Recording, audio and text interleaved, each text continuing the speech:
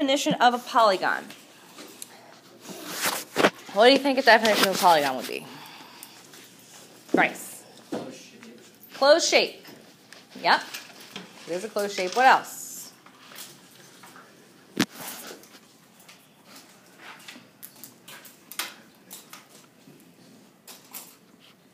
A closed shape. Okay, with quick question, don't write this. Is a circle a polygon? No. What's the difference between that circle and that shape that I drew over there on the board? That shape has edges. Use more specific vocabulary. More specific. What are the sides made of? Yes. So we know we have a closed shape with sides that are line segments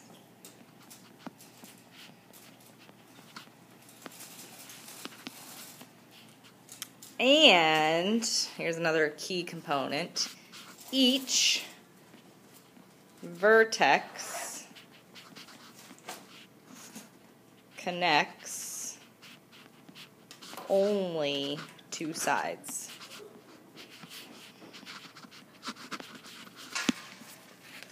So a closed shape with sides that are line segments and each vertex connects only two sides. And the important part of that last part is the following. So let's make a pentagon. So 1, 2, 3, 4, 5.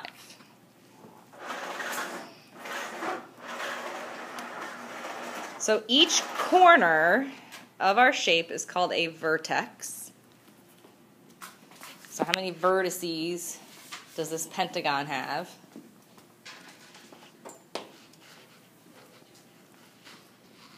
How many vertices do we have?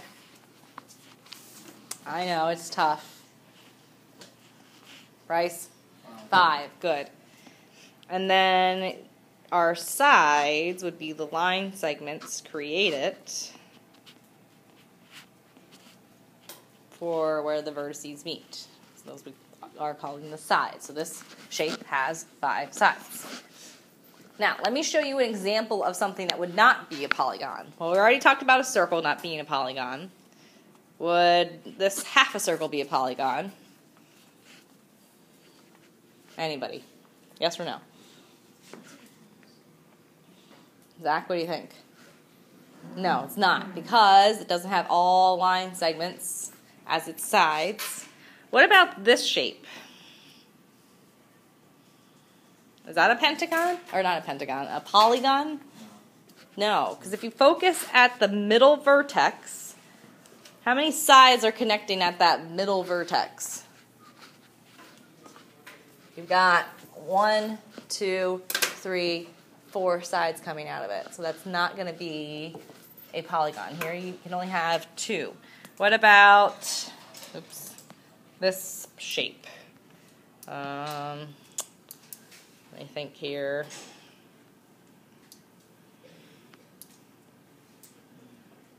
Would that be a polygon? No. So if you look here, how many vertices do you have coming out from this vertex? 3. Okay, so polygon, non-polygons. So let's look at different ways we can interpret polygons. So if we have a polygon, that polygon is either going to be convex or it's going to be concave. And the way that I like to think about the words convex and concaves are indents.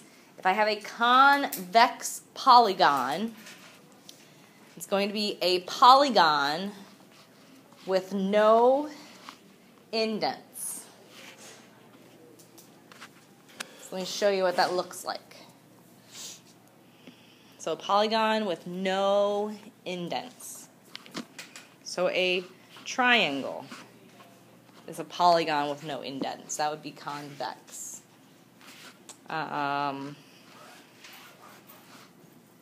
This crazy shape. Does it have any indents?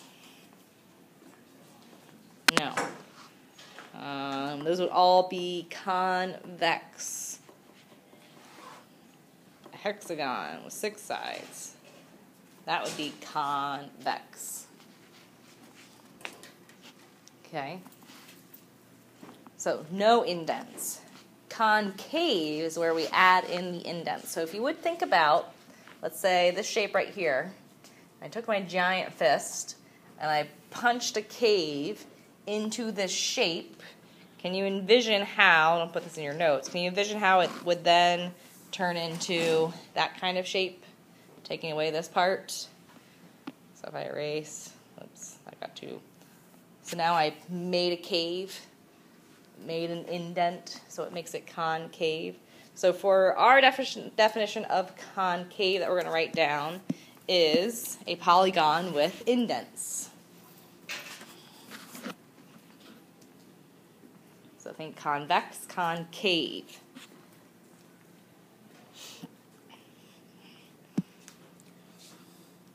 So that could be an example of a concave polygon. Here we have kind of like 1, 2, 3, 4 caves getting punched in. The true definition of concave and convex is if I have a convex polygon, so that right there has 4 sides, so just watch, you don't have to write this.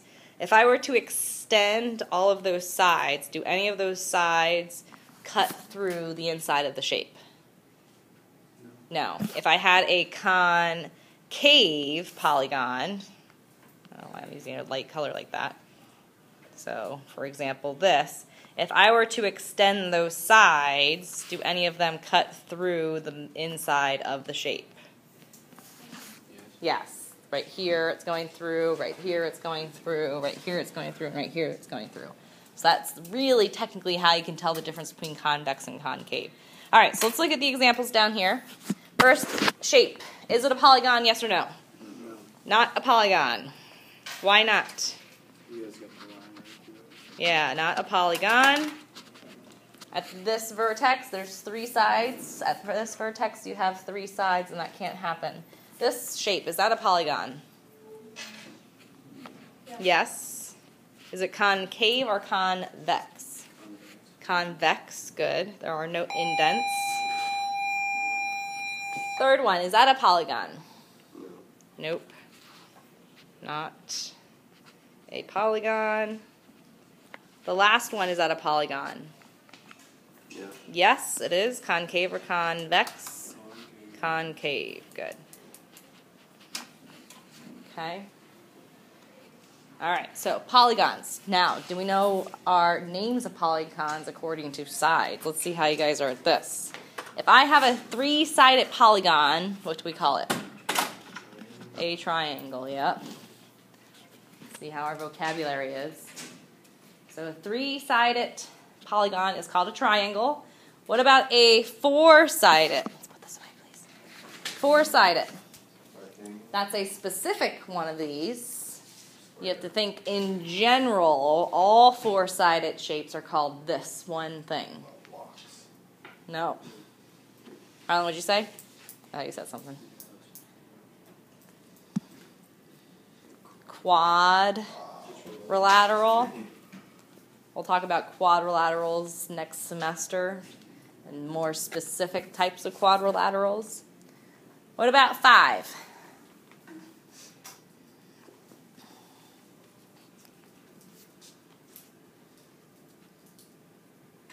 No one? No guesses? Pentagon. You guys have heard of a pentagon before, right? That's not a new word, hopefully. How about 6? Hexagon. There you go. 7's a bit tricky. You usually don't get too many 7-sided shapes out there in the world. 7 is heptagon.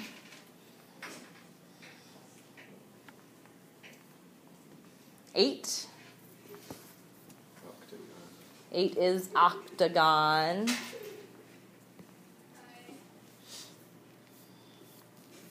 9. Any guesses? Kind of sounds like 9. Nonagon. 10. Come on, you guys know 10. Think 10 years. Decagon. There is a name for 11, but we don't need to memorize that. I don't even know what it is. I have a list here to show you guys in a second. There aren't too many 11-sided shapes out there in the world, so we're not going to worry about it. What do you think 12 would be? Combine the word 2 and our 10. What do we usually what word do we use for 2? Think Spanish. Dos. So not dos decagon, but dodecagon. Dodecagon. And then anything beyond 12, you do not need to memorize the words for, but you should be able to pull those names out if necessary. Anything beyond that, all you're going to do is just call it an N-gon. So if it was a 13-sided shape, you would say 13-gon. If it was a 14-sided shape, you would say 14-gon, 15-gon, 16-gon. Okay, so there are some words. I want to show you these really quickly. So if you look up here, so they use tetra and penta. So let's say 11 is undeca or hendeca. Dodeca, we said 13. This is why we don't memorize these. Tris, chideca, 14, tetradeca, pentadeca, hexadeca, heptadeca, octadeca, anadeca, how do you even say that? Isosadeca, I can't even say it. Icosa. There we go. Thank you. That would make sense. Icosagon. Thanks, Taylor. I need you to go with that. And then you can make any combination. So what would be your combination for a 77-sided shape? Heptaconta, hepta. Doesn't that sound funny? Heptaconta, heptagon. Okay. Yeah, that is a mouthful. So that's why 44, tetraconta, tetragon. 43, tetraconta, triagon.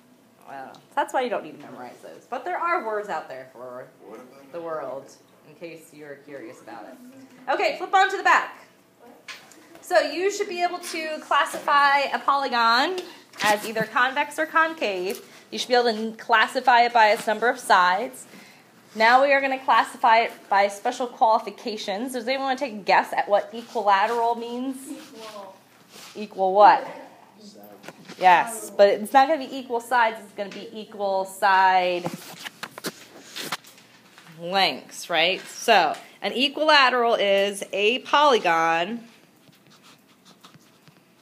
with all sides congruent.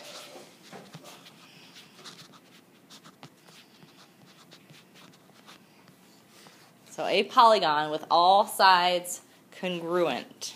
Oops. So for our drawing, let's make a rhombus in this case. Do your best to make them the same length. Mine aren't, so I won't be picky about yours. But what can I put on those sides to say, hey, these are all congruent? The little lines. So that's right away saying, yep, believe me that those are all the same length. Okay. What do you think equiangular would stand for? 3 sides congruent. Not 3 sides. Equiangular. I thought triangle. Oh, that's true. But triangular is 3 angles, which is the same as 3 sides. So angular usually stands for angles. That's good that you brought that up. So this is now this has to be a convex. You can't have concave equiangular. So a convex polygon with congruent. Is everybody okay with me using the symbol for congruent? If you want to write it down, you can write it down. With congruent angles.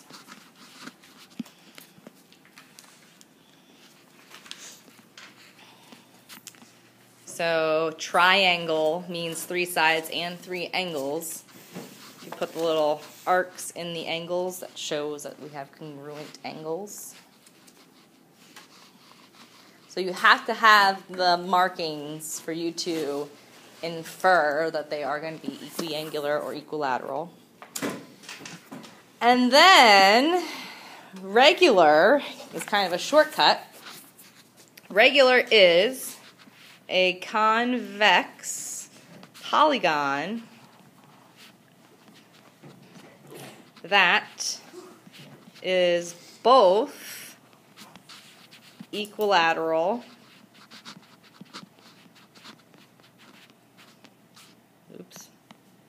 and equiangular. So instead of saying this polygon is equilateral and equiangular, we could just say that polygon is regular. So if it is both equilateral and equiangular, instead of saying both terms, just call it regular. So if you ever see the word regular, you should be knowing that I have all congruent sides and I have all congruent angles. So if I think of a square, all the sides are the same, all the angles are 90, so they would all be congruent, right? Okay, so equilateral, equiangular, and regular. So let's go ahead and look at the example below. Our first polygon, is it equilateral? Yes or no? Yeah. Yes. Is it equiangular? Yeah. Yes. So if it's both equilateral and equiangular, we would call it regular. Good. Second one, do we have equal side lengths? Nope, so it's not equilateral. Is it equiangular? Nope, so that means it's none. It's a reject. It's not a reject. I would love it for who it is. Next one, equilateral. Yes. Can it be equiangular? No. No, because it's not convex. This is a concave. Because you'll notice you have a bunch of 90 degrees angles there, but what about these angles on the inside? Right here, right here, right here, right here. Are these angles 90 degrees on the interior? No. So this would only be a case of equilateral. Okay. All right, last one. We're going to bring some algebra into our lives. Yay.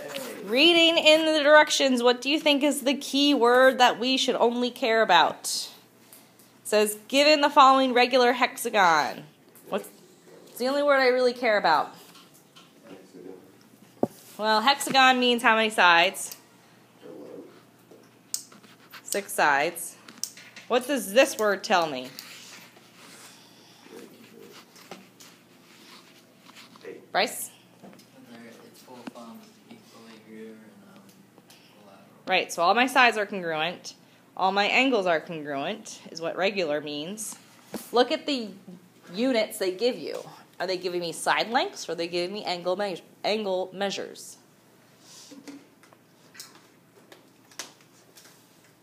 Well, it's in inches. Do we measure angles in inches? No. No. So is it a side length or is it angle?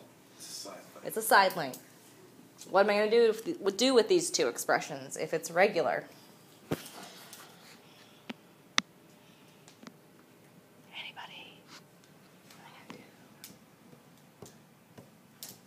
They're going to be equal to each other. Thank you, Nick. Which means I'm going to equal these together. Solve for x. Subtract that 3x over. We get 6 is equal to x minus 2. Add your 2 over.